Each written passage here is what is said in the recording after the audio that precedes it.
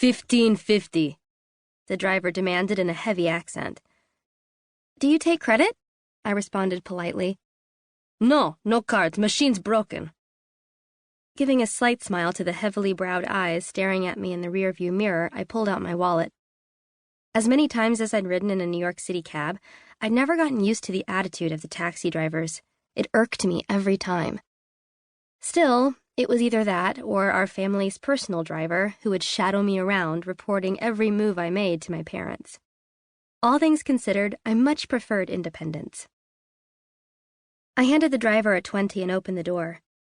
Almost instantly, he sped off, leaving me struggling to maintain my footing while coughing in the cloud of gray exhaust he left behind. Jerk, I mumbled as I smoothed my cropped trousers and then bent down to adjust a strap on my Italian leather sandals. Do you need help, miss? Asked a young man nearby. Standing up, I gave him the once-over. His department store jeans, I Heart New York tee, and scruffy boy-next-door appearance instantly told me he wasn't from the city. No self-respecting New Yorker, at least none I knew, would be caught dead in an NYC tee. He wasn't bad-looking, but when I considered his likely determinate stay in the city coupled with the fact that he would obviously not be parental approved, I surmised that any further dialogue would be a waste of time. Not my type. I hadn't figured out exactly what my type was yet, but I figured I'd know it when I saw it. No thanks, I smiled. I'm good. With a no-nonsense stride, I headed toward the steps of the Metropolitan Museum of Art. The girls at my school would think I was an idiot for passing up a cute boy/potential boyfriend, or at the very least, a fun distraction. It was easier not to make any promises I didn't plan on keeping, especially with a boy who hadn't met any of my requirements for the perfect guy. The list wasn't complete yet, but I had been adding to it for as long as I'd been old enough to be interested in boys. Above all else, I was careful and thoughtful about my choices. Even though I was very picky, wore only designer clothes, and had a monthly allowance bigger than what most people my age earned in a year, I was by no means a snob. My parents had certain expectations of me, and the money was used as a means to fulfill them. I was always taught that the image one portrays, though certainly not 100% accurate, was an indicator of the type of person you were.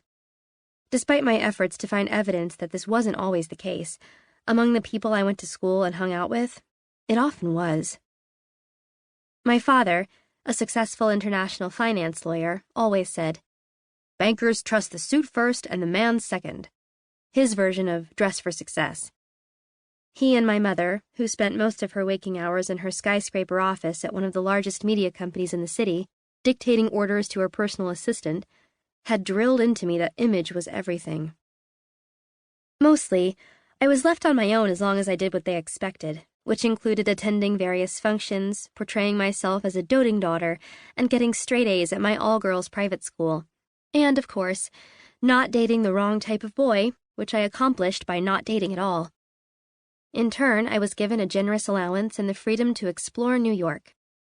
A freedom I cherished, especially today, the first day of spring break. The Met was one of my favorite hideouts. Not only did my parents approve of the institution, a definite plus, but it was a great place to people watch. I wasn't sure what I wanted to do in the future, but this was the week I had to figure it out. I'd already been accepted to a number of parent-approved universities.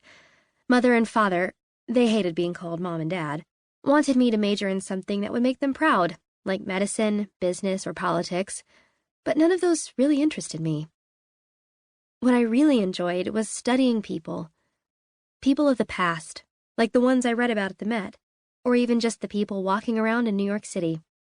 In fact, I kept a little book full of notes on the most interesting people I saw. How I would turn this admittedly strange hobby into a career, I had no idea. My parents would never approve of my becoming a counselor, mostly because they believed a person should be able to take charge of their own mental health by merely willing themselves to overcome any obstacle they might face. Consorting with those they considered beneath their station wasn't something they encouraged, and yet becoming a counselor was the one career path that made the most sense to me. Any time I thought about the future, my parents came to mind. What they had planned was a constant drumming on my consciousness, and if I entertained the idea of deviating from their plans even an iota, I was filled with guilt, which effectively choked the life out of any little seeds of rebellion. One of those seeds was where I applied to college. Technically, it wasn't a mutiny, since they knew about it. I was allowed to apply to places that interested me as long as I sent in the paperwork to the ones my parents approved of as well. Of course, they'd been thrilled when I was accepted to them all, but there was no doubt that they were pushing me in a certain direction. Now, spring break of my senior year was finally here, a time most teens loved, and I was dreading it. If only everything didn't have to be decided right now. Mother and father had given me until the end of the week to choose my college and my major. Starting college as undecided was not an option. Stopping at the counter, I flashed my lifetime membership card and swiftly walked through the roped entrance. "Hello, Miss Young," said the old guard with a smile. "Here all day?" I shook my head. "Half day, Bernie. Meeting the girls for lunch." "Should I be watching for them?" he asked. "No, I'll be alone today."